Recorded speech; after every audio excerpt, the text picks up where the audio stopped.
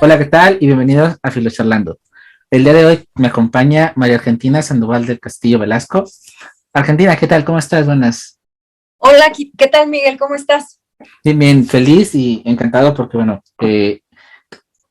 tuvimos como que la oportunidad de interactuar en un conversatorio, pero bueno, desafortunadamente hubo fallitas técnicas que no nos permitieron Sí. interactuar con la Comefi, pero bueno, teníamos que tener la revancha y te dejaste robar un ratito para acá. Así que pues agradecido por ello. Y antes de comenzar, les voy a platicar un poquito sobre ella. Ella es licenciada, maestra y doctora en filosofía por la Universidad Autónoma de Querétaro. Fue becaria de CONACYT del 2013 al 2019. Tuvo una estancia en la Universidad de Valencia, en España. Y bueno, también estudió fotografía. Entre lo mucho que hace, es profesora, es tallerista, es asesora y consultora filosófica. Es administradora también de Palabra Bohemia, un proyecto en donde se difunde la filosofía, la literatura, el arte, la fotografía, el cine y el psicoanálisis. Sus temas medulares es la muerte, el tiempo, el cuerpo, la angustia, la alteridad, el erotismo, el fantasma, el arte. También es una apasionada de Heidegger y de Jacques Derrida. Tiene un libro publicado que se llama Ética, Epistemología y Género y un artículo, El cuerpo del tiempo. Argentina, pues sin más, vamos a comenzar por el inicio. ¿De dónde eres? Soy de aquí, de Querétaro y 100% mexicana a pesar de mi nombre. Bueno, esta es una pregunta igual, esa nota la adelanté, pero me gusta hacérselas para quienes no conozcan México, quienes no conocen Querétaro. Si te pudieras poner en la piel de este secretaria de Cultura de Querétaro, ¿qué nos pudieras platicar en unos minutitos sobre tu ciudad? Pues Querétaro está en el centro, en el ombligo de la República Mexicana. Eh, es una ciudad pequeña que se está extendiendo bastante rápido y muy limpia, sobre todo muy limpia, con un estilo colonial, tranquila, con calles muy agradables para caminar y creo que tiene como el tamaño perfecto, no demasiado grande como para abrumarte y llegar 2 horas después a tu trabajo, pero tampoco no tan chiquita como para que no encuentres nada. Es una ciudad bastante linda. Genial. Y Argentina, ¿algún recuerdo que tengas de tu infancia cuando piensas en la Argentina niña, en la Argentina adolescente, que es de las cosas que te vienen a tu cabeza? Híjole, pues muchas cosas, yo creo que tienen que ver con la filosofía, anécdotas bastante chistosas. Yo en la primaria iba a escuela de monjas, entonces desde chiquita era como muy preguntona. Y entonces yo me acuerdo muchísimo de preguntas que hice, pero me acuerdo precisamente por la respuesta que tenían las mises, ¿no? Entonces era como, yo decía, a ver, ahorita es el presente y en el presente existe la materia, ¿no? Eh, y decía, y entonces, si existe el pasado, ¿dónde está la materialidad del pasado, no? Por ejemplo. Y yo recuerdo que las maestras me regañaban muchísimo por hacer este tipo de preguntas, porque era así como que persínate, cree y no hagas preguntas, ¿no? Eh, y no sé, algo también que yo creo que es un recuerdo que me define hasta ahorita. Tenía igual como unos 6 7 años. Estaba de viaje con mis papás y fuimos a un lugar donde había como, por decirte, un voladero, pero el paisaje era espectacular. Había un sinfín de tonalidades de verde y yo en ese momento tuve una experiencia de belleza extrema, pero yo sentí que era tan bello eso que estaba viendo que me dolía, porque yo sabía que iba a volver a mi casa y que ese recuerdo ya no iba a estar o que se iba a empezar a borrar o a difuminar. Entonces dije, ¿qué hago, no? Como para no perder tanta belleza y ahí fue cuando empecé a pensar precisamente en la cámara y en la fotografía y le dije a mi papá, papá, préstame por favor tu cámara, necesito retratar esto. Entonces, creo que esos son como dos recuerdos fundamentales que han marcado mi presente precisamente, que enlazan tanto la filosofía como la fotografía. Y ahora, Argentina, la pregunta del millón, la filosófica, de las más, quizá de las complicadas, porque creo que todo el mundo en algún momento no la hacemos, y más en esta carrera. ¿Quién es Argentina? ¿Cómo se define? Em, pues es muy complicado como encerrar o definir eh, algo o alguien, pero para responder a la pregunta, quizá me podría definir como un amante de la sabiduría. O sea, yo creo que la filosofía sí es una cuestión bastante grande, y no digo toda porque me apafía la música, pero digamos que esas son una pequeña parte, pero la gran mayoría es la filosofía. Entonces yo creo que enamorada y amante de la sabiduría. Y ahora, quizá, bueno, no sé qué tan complicado, qué tan sencillo sea. ¿Algún defecto que te pese, que te duela, algún defecto para de ti y también su contraparte, alguna virtud, algo que te gusta rescatar de ti? Pues yo creo que soy una obsesión. Yo creo que es una característica esta de los filósofos, la neurosis obsesiva. Entonces soy como muy ordenada, muy limpia, o sea, todo muy organizado. Y quizá eso en extremo puede ser como un defecto y tal vez ya en una medida más controlada puede ser una virtud. Eh, pero otra cosa como virtud, híjole, no sé.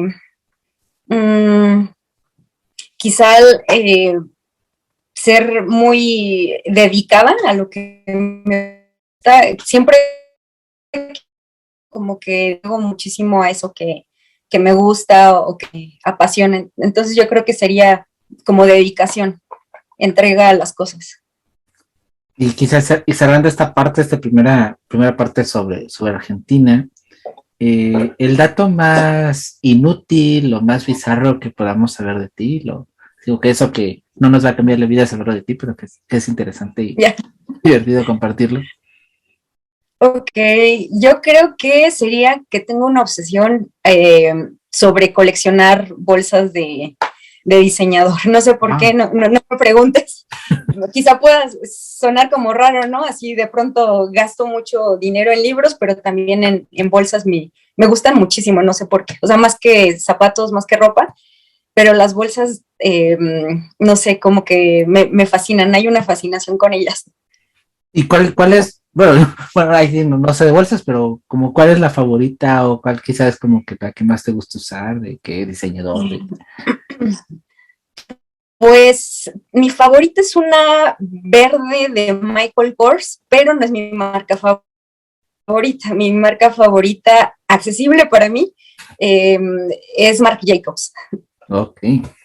¿Y cómo esta chica que buscó capturar la esencia de la belleza, dejar como que enmarcada la belleza que veía, esta chica que le gusta comprar pulsos, cómo llegaste a la filosofía? ¿Qué fue este momento de seducción en donde dijiste, la filosofía es para mí y me Yeah. lanzo, no solo para estudiar licenciatura, sino llegar hasta un doctorado de la filo? Sí, pues fíjate que es una cosa súper aleatoria, o sea, que pudo haber pasado y pudo jamás haber pasado.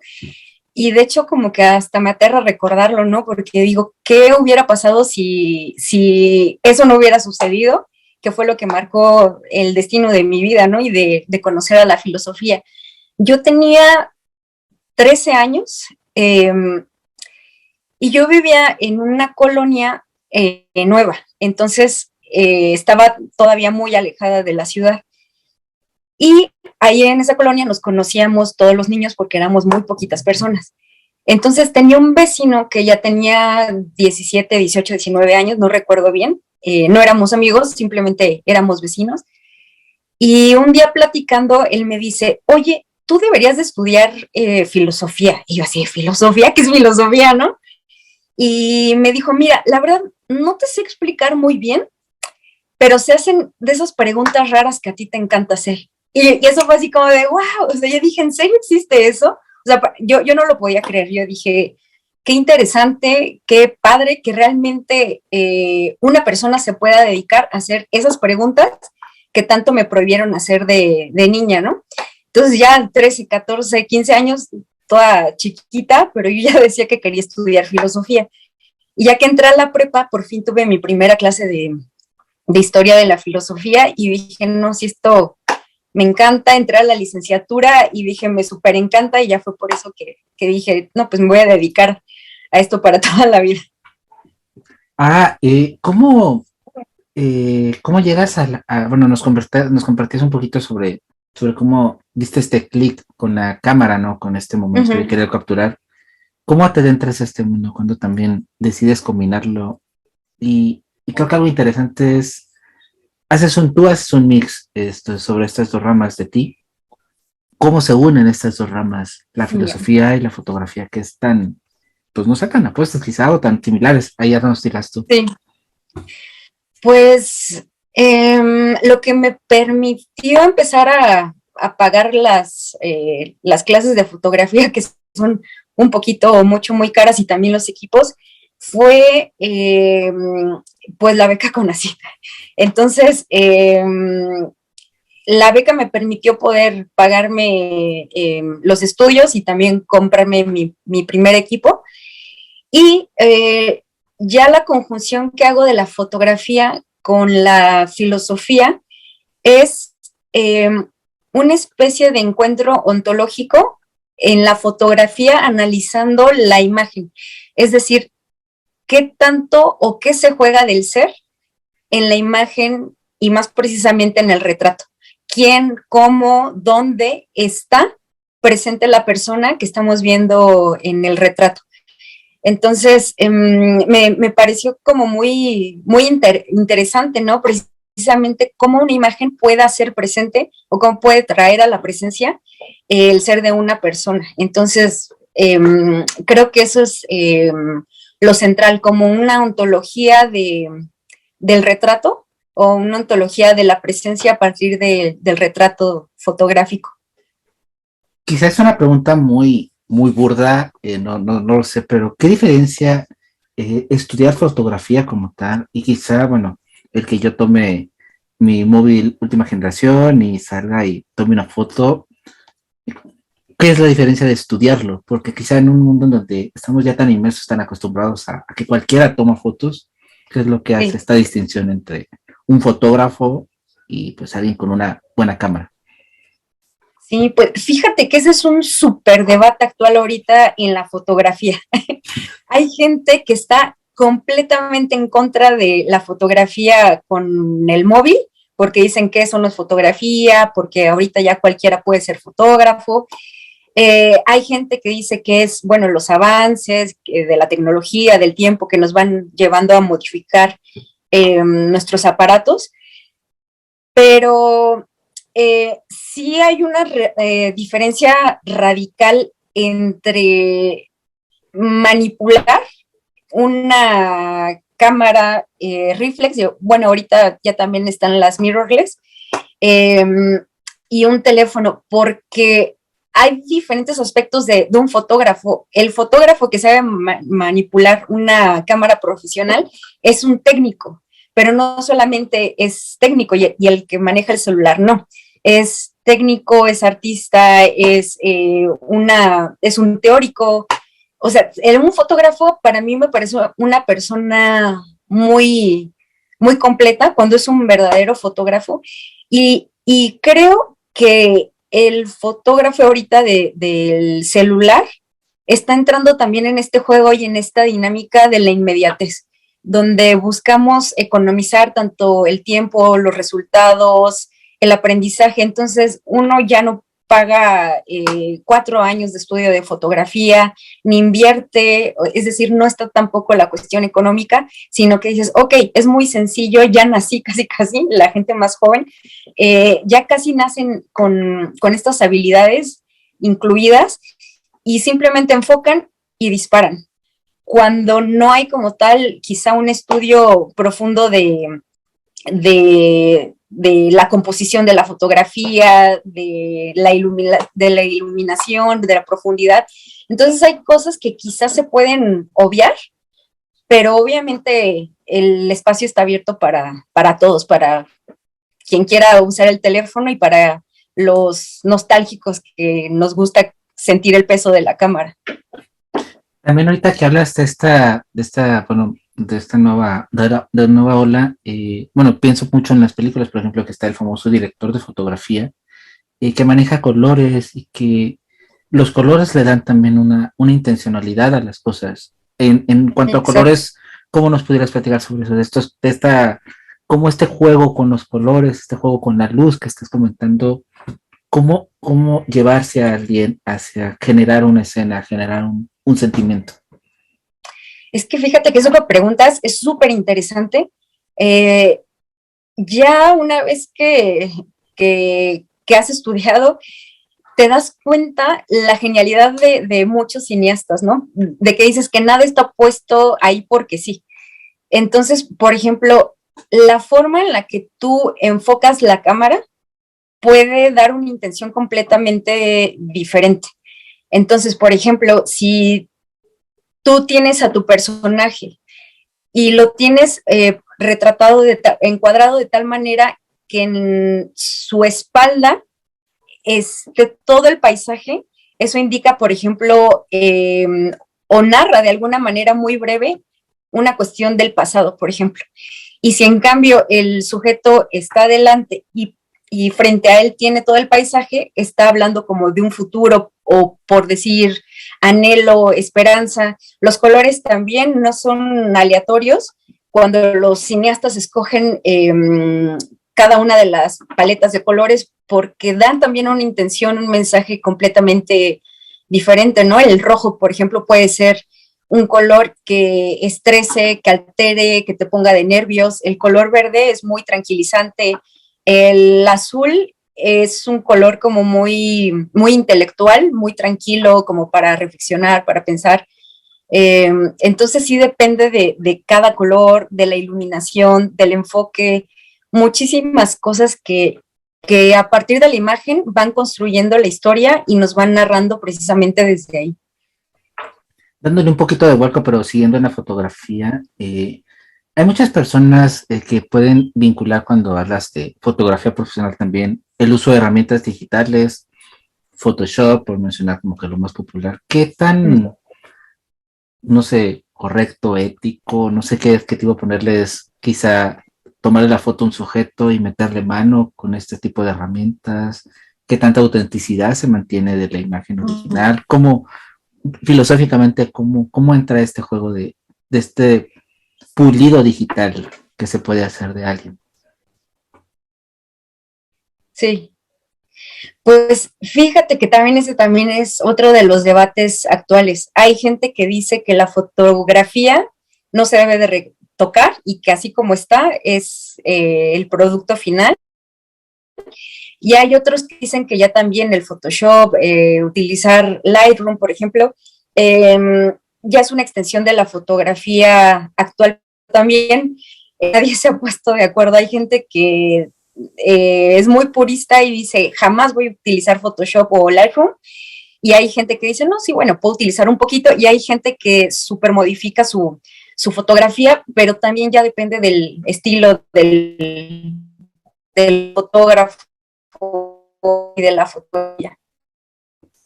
Ahora vamos a darle un vuelco a la tuerca y hay una ponencia que tuviste tú, hay un ciclo de una clase que diste que habla sobre la mujer, pero tu manera de abordarlo fue, no sé si no tradicional, pero fue de manera diferente y fue muy interesante porque comentabas ahí en la publicidad que era abordarla desde el psicoanálisis, desde la literatura y desde la filosofía. ¿Cómo presentas a él qué es ser mujer desde este triple ángulo que quizá luego podemos obviar y no podemos o no solemos ver? Sí, si bien la literatura, el psicoanálisis y la filosofía son, eh, digamos, estudios diferentes o son abordajes diferentes, creo que lo que tienen en común es la palabra, la letra o la escritura. Entonces, de acuerdo a filósofas y literatas feministas como Simone de Beauvoir o Virginia Woolf, hacen una crítica bastante interesante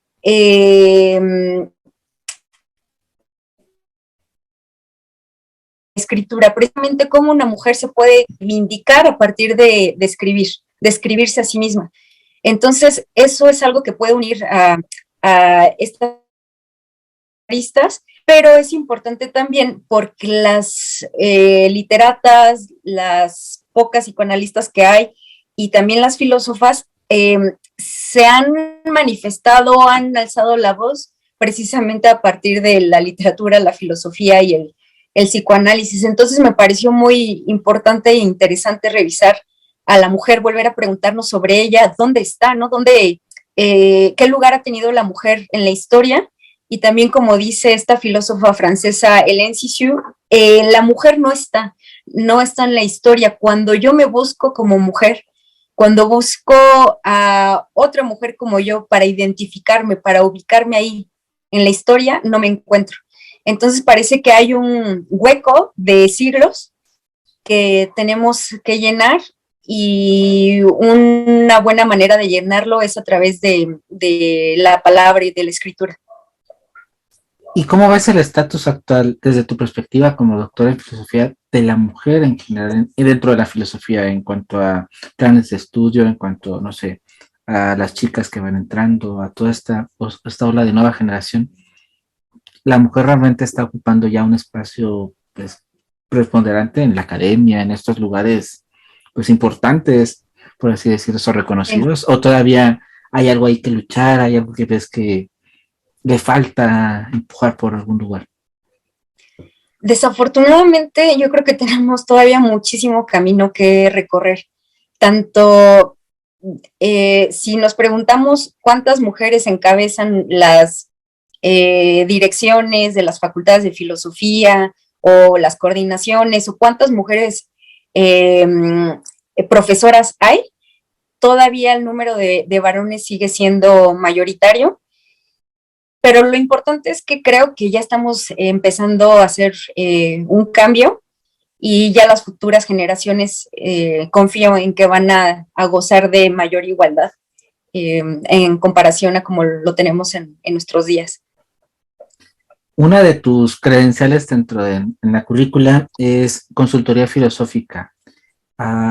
Quizás algunos de los que nos escuchen, nos vean, ya lo saben o más o menos tienen como la idea, pero para quienes no, ¿de qué va esto de la consultoría filosófica? ¿Qué es? ¿Con qué se come? Pues es un espacio individual, privado. La consultoría se da, como lo dice el título, en un consultorio privado también. Ahí la persona va a exponer sus inquietudes más profundas, más personales, pero la diferencia de una terapia psicológica es que no se revisa a partir de la psique, sino que se revisa el argumento de la persona. Por ejemplo, si llega y dice que, no sé, por ejemplo, que el amor, para él el amor o para ella el amor es una media naranja, ¿no? Entonces, cuestionamos por qué y desde dónde está repitiendo eso. O sea, ¿por qué está diciendo que el amor es media naranja?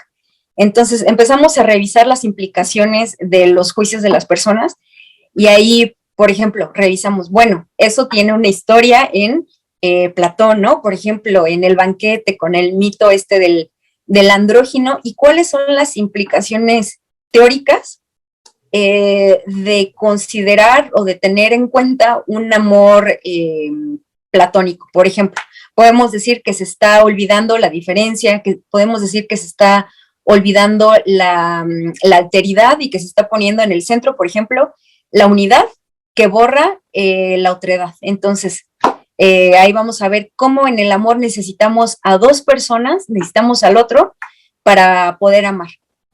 Y cuando estamos hablando del amor platónico, el otro se borra porque buscan fusionarse, ser uno, entonces ya no está el otro, ¿no? Que necesitamos para amar y que nos amen. Y así vamos revisando desde la reflexión filosófica, los argumentos de la persona que va a tomar su consulta filosófica. Sin obviamente decir cuál es mejor o cuál es peor, porque bueno, esto creo que sería muy conflictivo y muy espinoso. ¿por qué la consultoría filosófica puede aportar algo versus a la consultoría tradicional, donde se analiza la psique, que dices? ¿Cuál sería bueno, te lo argumento, pero ¿qué es lo que ayudaría realmente a la persona en ir a una consultoría filosófica? Yo creo que una no puede sustituir a la otra.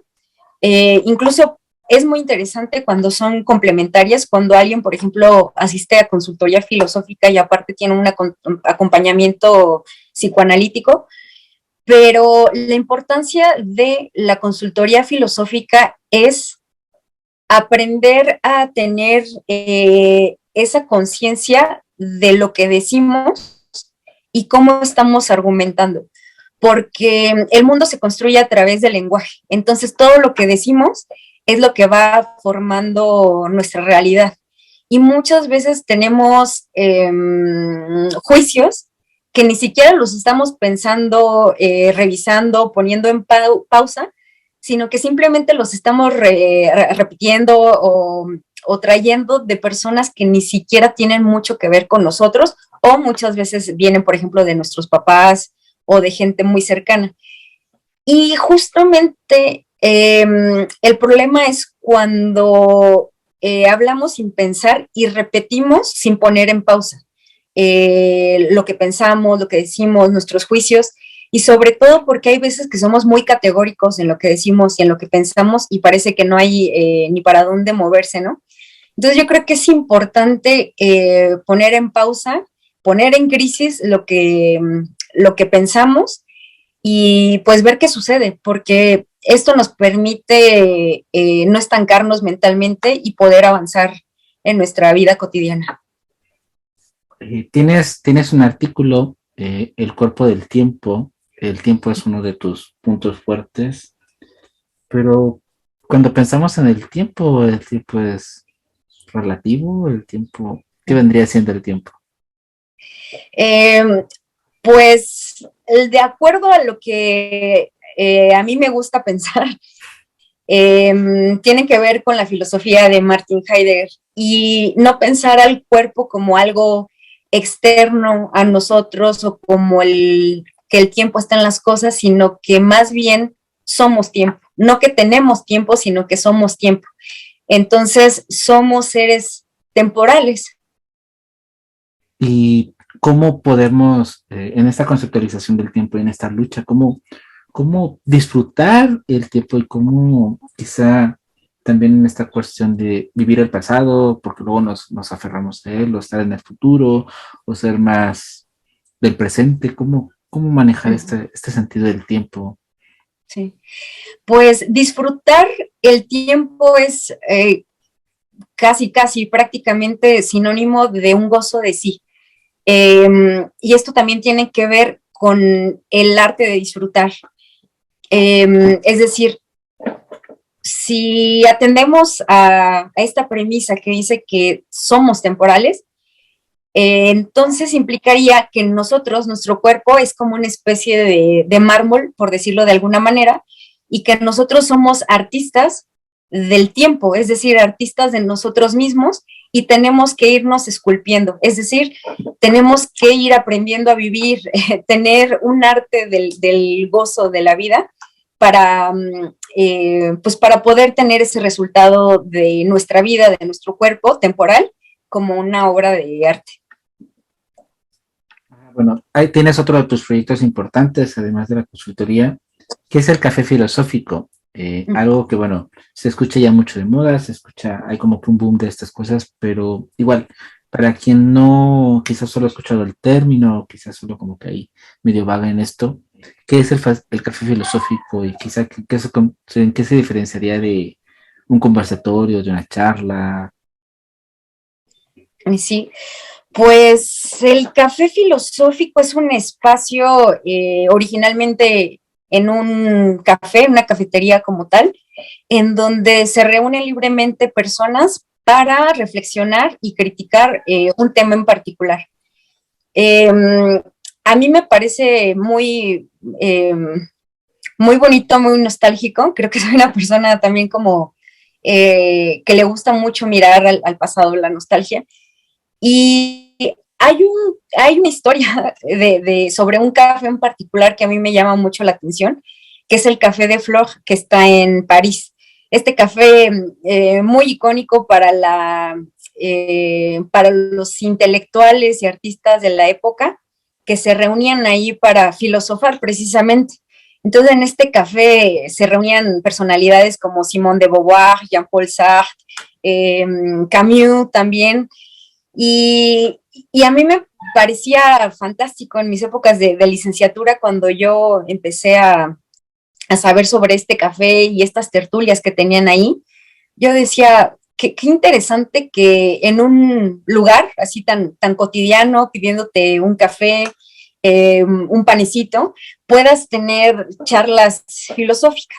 Entonces, ya acabando el doctorado, dije, pues yo creo que es tiempo y vamos a hacerlo. Entonces, así fue como surgió el café filosófico para mí. Y tiene que ser, o sea, ¿y cómo lo manejas tú? ¿Tiene que ser como que netamente en el café como tal? ¿O igual la virtualidad puede hacer pues no un símil, pero algo parecido a este sentimiento de cercanía, de compañía, de filosofar en un café? Pues al principio yo lo empecé en una cafetería y lo estuvimos haciendo así por 2 años, pero a pesar de que era grande, ya no cabíamos todos. Entonces tuve que mudar el café filosófico y ahorita lo estamos haciendo en el Centro Cultural de la UNAM, sede Querétaro. Ahí tenemos un espacio más amplio, pero también les llevo café, té de diferentes tipos y galletitas o panecito para que no se pierda el espíritu de la cafetería. ¿Y cuál sería hay una diferencia tangible en que sea en un lugar tomando café o podrías hacer algo similar, no sé, por videollamadas, en una reunión de Zoom, en esta virtualidad? Si hay algo que lo Sí. caracterice de diferente y por qué. Sí, yo creo que justamente la diferencia radica en la corporalidad. Eh, Cuando uno está presente, el cuerpo se está jugando ahí en esa experiencia del mundo, porque uno puede padecer frío, incomodidad con la silla, de pronto uno se puede quemar con el café. Las ondas sonoras precisamente de las voces de las otras personas están tocando nuestro cuerpo directamente y creo que hay algo importante que se juega con el cuerpo cuando uno está presente. Y a mí me gusta siempre trabajar de manera presencial. Y de uno de los, bueno, yo en parte haciendo ahí como que scroll de tu publicidad del café, ahí tienes muchísimos temas, muerte, amor, pero yo rescato dos y me gustaría que a lo mejor nos dieras tu perspectiva o quizá el recuerdo de algo de ello. Uno de ellos es la intimidad, cómo hablar sobre la intimidad, y otro es sobre el yo, que creo que es irónicamente, ¿no? Porque estos dos elementos pudieran al mismo tiempo ser totalmente diferentes, la intimidad con el otro, pero al mismo tiempo tan introspectivos como el yo, este ego que siempre nos consume. ¿Qué recuerdas de ellos? ¿Qué nos puedes hablar de estos dos temas en particular? Sí, son dos temas muy complicados porque realmente uno nunca llega como a un consenso, ¿no? Uno no llega nunca a un acuerdo, pero también creo que eso es lo interesante y ese es el espíritu del café filosófico. Eh, Aprender a hacernos verdaderas preguntas e irnos tranquilos, ¿no? O quizá irnos con la angustia de la pregunta, porque hay gente que necesita la respuesta. Y les digo, no, la filosofía no nos va a responder, vámonos con preguntas. Y también les digo mucho que hay que aguantar precisamente la angustia del vacío, de no tener una respuesta, de no tener algo ya en la mano o dado. Eh, pero la intimidad es un tema que se ha cuestionado a lo largo de la filosofía y tampoco no hay un consenso. Hay gente que cree que hay algo de tu mismidad que no sale para nada, que parece que estamos encerrados y no hay forma, no hay canal, no hay puente que permita que uno llegue al otro. Hay gente que propone también una relación, un puente precisamente que nos conecta, pero eso sí depende de cada filósofo, de cada asistente del café filosófico, que tienen aportaciones muy interesantes y muy diversas. Si me preguntas a mí, yo quizá estaría del lado de filósofos como Bataille o como Derrida, cuando hablan de la intimidad, y parece que sí somos como un continente que el otro no puede llegar como tal, y que sin embargo hay una especie de visitación a nivel de instante, que no permanece. O sea, parece que de pronto, por ejemplo, en el encuentro erótico, hay por fin una visitación de ese continente que es el otro, pero que no permanece, es fugaz y se escapa. Entonces, justamente ahí interviene este concepto tan bonito también, que tiene que ver con el instante. Eso que está ahí por el momento, pero que es fugaz, que se va. Y yo, pues habló desde muchas perspectivas en ese último café. Algunos lo interpretaron como el egoísmo, que si el yo tiene que ver con el ego, bueno, y etimológicamente sí, o decían, bueno, no podemos hablar de yo sin un tú, entonces siempre hay una relación o estamos hablando de nosotros.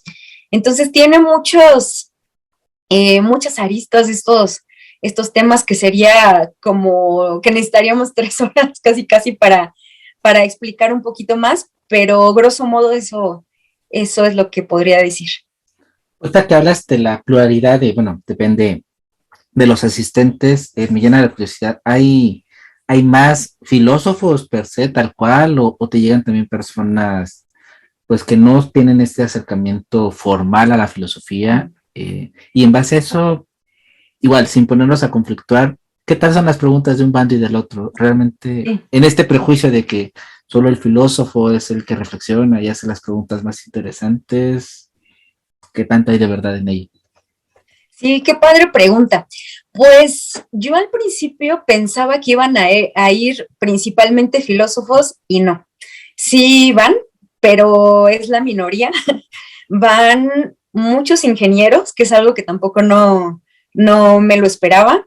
Eh, Va gente de todo tipo, desde niños. Bueno, tengo un alumno que es un niño y, o sea, va de todo. La verdad es que va gente muy diversa, pero hay algo muy curioso, porque las preguntas que de pronto hacemos los filósofos son preguntas que como que de alguna manera entre nosotros ya nos las sabemos, ¿no? O sea, porque ya sabemos cómo preguntamos, porque leemos lo mismo, etcétera.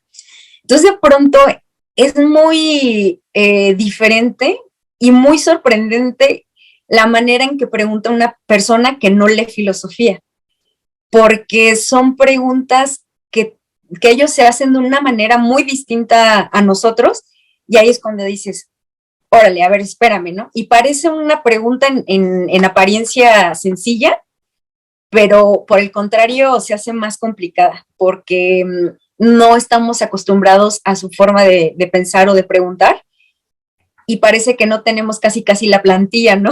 Para esa respuesta. Uh-huh. Y algunos de ellos de este gremio que no es filósofo como tal, te ha comentado, tú te has acercado y por qué se acerca a este tipo de cafés, por qué de repente le llegó la chispa al ingeniero de pues ponerse a filosofar. ¿Hay algún, no consenso igual, pero algunos motivos, algunas motivaciones que has encontrado en esta curiosidad por acercarse a este tipo de lugares? Pues como tal, creo que no me han dicho la mayoría como curiosidad a la filosofía, sino que me han comentado que les llamó mucho la atención el tema. Así, creo que es lo que principalmente me dicen. Me llamó mucho la atención el tema y quise venir a ver cómo era, ¿no? Venir a ver qué pasaba. Entonces creo que el tema es lo que llama la atención del café filosófico. Ya abordamos un poquito la parte, bueno, la parte bonita quizá, lo más jugoso, pero ¿qué retos has encontrado en esta parte? Bueno, tú difundes en Palabra Bohemia la filosofía, la literatura, las artes en general. ¿Hay retos que te has enfrentado que han sido pues, cosas complicadas dentro de tu trabajo?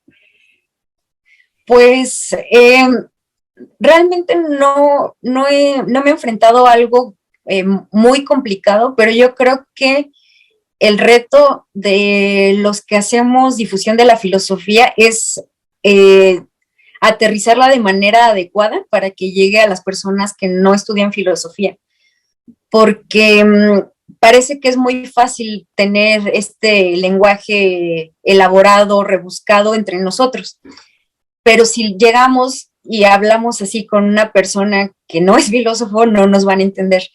Entonces creo que el reto sería aterrizar y difundir a la filosofía de manera clara e interesante para que pueda llegar a todos los interesados. ¿Y cómo podría, no sé, alguien que te escuche, que a lo mejor tenga como que la espinita, bueno, quiero divulgar, quiero difundir?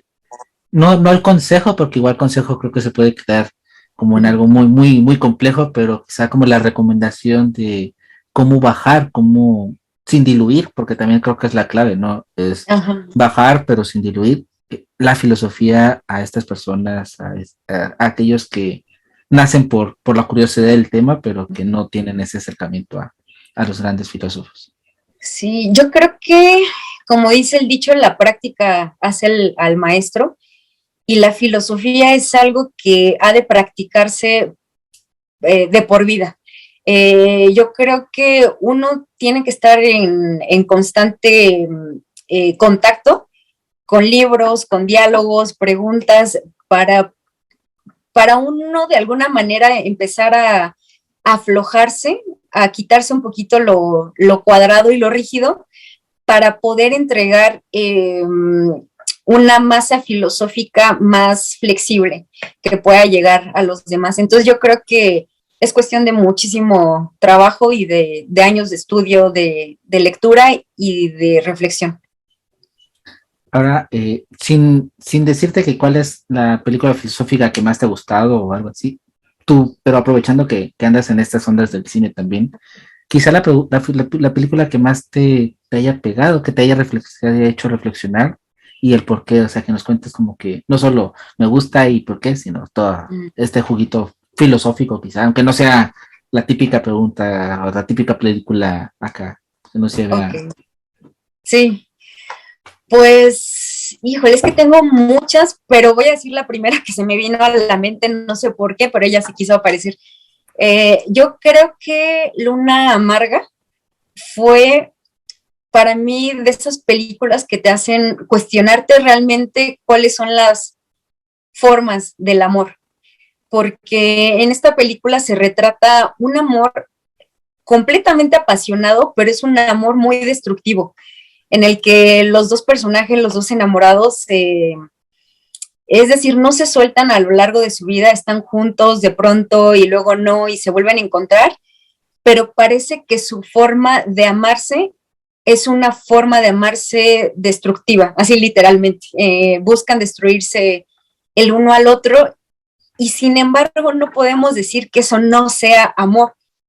Ahí fue cuando creo que puso en pausa justamente mi concepto del amor, porque uno siempre piensa que el amor es completamente positivo, pero creo que ya viéndolo no desde la filosofía, sino un poco más desde el psicoanálisis, uno puede ver que el amor no es unilateral, es decir, no solamente lo positivo, no es únicamente esta cuestión eh,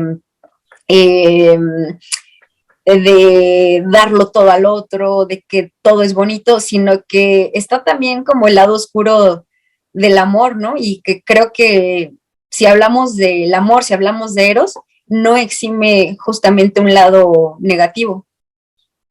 Oh, excelente. Y Argentina, ya para cerrar, ¿cómo te pueden encontrar a ti, a tu proyecto? ¿Cómo se pueden enterar de lo que estás haciendo? Tus redes, todo esto. Sí, mi página es Palabra Bohemia, está así en Facebook. Mi Instagram es Argentina Filoarts y también pueden encontrar información sobre mi café filosófico en la página de Centro Cultural UNAM Querétaro. Excelente, Argentina. Pues muchísimas gracias por esta charla, por estas maneras diferentes de entender la filosofía y de compartirla y comprenderla y divulgarla. Pues gracias por dejarnos robar un ratito de tu tiempo para esta charla. No, todas las gracias a ti, un gusto y muchísimas gracias por la invitación.